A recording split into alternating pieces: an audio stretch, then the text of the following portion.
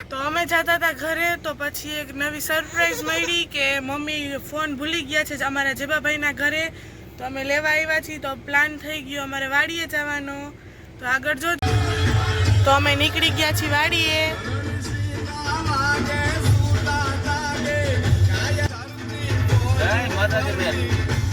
જય માતાજી. શિવાજી.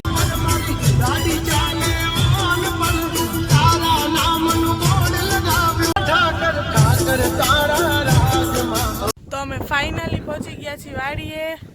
આ અમારા સિદ્ધિકાબેનની લાલી અને આ અમારી ધોરી. જો બતાવું તમને આખી વાડીનો નજારો. આ છે અમારા જેબાભાઈની વાડી. મગડા હો મગડા.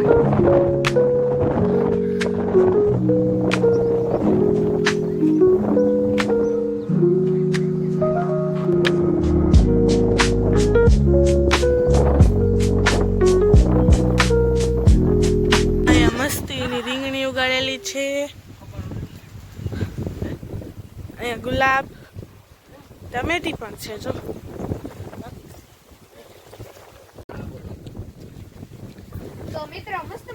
તો અત્યારે અમે જઈએ છીએ બધા ફોટા પાડવા વાડીના. તો રાજ, તમને તમારા ગામમાં આવીને કેવું ફીલ થાય છે? અરે અમને તો અમારા ગામમાં આવીને એમ થાય છે કે જાણે ઓલું કેમ ગીત એક લખ્યું કે આપણા મલકમાં માયારું માંડવી, માયા મેલીને વયું જાવું મારા મહેરબાન હાલો ને આપણા મલકમાં. એટલે એમ કહેવાય કે આપણે આપણા ગામમાં આવીએ ને સાહેબ, એટલે એમ થાય કે દુનિયાનો એક ધરતીનો શેડો આવી જાય. ભલે આપણે ગમે ત્યાં આફ્રિકા, લંડન કે દુબઈ ગમે ત્યાં જઈએ, તો આપણું એક ગામડું છે ને એ આપણું એક જીવ કહેવાય. જેમ કે આપણે આપણા ગામડામાં આવીએ ને એટલે જ્યારે આપણું બધું બાળપણ યાદ આવે, આપણી સ્કૂલ યાદ આવે, કે જેમ કહેવાય કે આપણે જ્યાં નાનાથી મોટા થયા હોય ને ત્યાં જો આપણે આવ્યા હોય ને એટલે આપણને એમ થાય કે આપણે એક નાનું એવું ગીત ગાઈ નાખીએ. એટલે આપણા મલકમાં માયાળું માનવી, હે માયા મેલીને વયા જાસુ મારા મહેરબાન હાલો ને આપણા મલકમાં. એટલે આપણે આપણા ગામમાં આવીએ ને સાહેબ, એટલે આપણે બધું આપણું બાળપણ, આપણે જ્યાં નાનેથી મોટા થયા હોય, કે જેમ કે ગિલ્લી દંડા હે, ઠેરીએ હે, ક્રિકેટ હે, નાનેથી મોટી બધી વસ્તુ. જેમ કે હું મારો તમને પ્રસંગ કહું, હું 8મા 10મા ધોરણમાં ભણતો ને સાહેબ, ત્યારે મારા પપ્પા અમારા ગામની અંદર એક આંબલી પાટ છે, કે આંબલી પાટ એટલે ત્યાં 2 સાંડિયા ડૂબી જાય ને એટલું પાણી છે સાહેબ.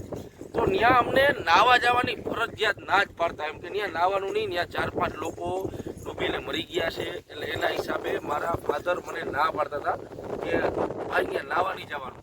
પણ એમાં એવું છે કે જો એ લોકો મને રવિવાર હોય ને એટલે મને એ બે, મારા મમ્મી અને મારા પપ્પા બેની વચ્ચે મને સૂળ આવે ને હું એ બે સૂઈ જાય એની રાહ જોતો હોય કે એ લોકો ક્યારે સૂઈ જાય. એ લોકો જેવા સૂઈ જાય ને સાહેબ, એટલે હું છાનો મૂનો ટુવાલ લઈ ને આંબલી પાટે નાવા મારા ભાઈબંધ જોડે જાઉં. એમાં એક દિન સમય એવું થયું કે હું આંબલી પાટેથી નાહી ને ઘરે આવ્યો ને મારા ઘરની બાજુમાં જે અમારો પ્લાટ હતો ને અમે મારો ટુવાલ સૂકવો ને મારા ફાધર જાગીને એ વોશરૂમ કરવા અંદર ગયા ને એને ટુવાલ જોઈ દીધો ને પછી હું મારી હાલત થઈ તમે સમજો જ છો.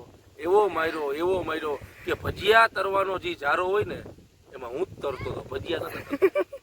અમારા ફોટા બોટા પડી ગયા છે બધાયના. અને હવે જો બધા ભાઈઓ બે બેઠા છે અંદર.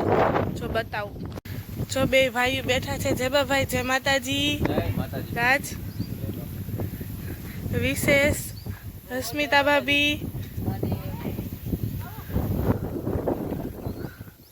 તો હવે રાત થવાની તૈયારી છે ને અમે અહીંયા વાડી આજે પ્રોગ્રામ કર્યો છે ભજીયાનો. તો હાલો બધા ભજીયા ખાવા. અહીંયા અમારા રશ્મિતા ભાભી ભજીયા બનાવે છે, ફૂલવડીઓ. ચાલો ભજીયા ખાવા. અહીંયા અમારા કાવુબેન ભજીયા ખાય છે. ફાઇનલી અમે ભજીયા ખાઈ લીધા છે. રાત ભજીયા કેવા લાગ્યા?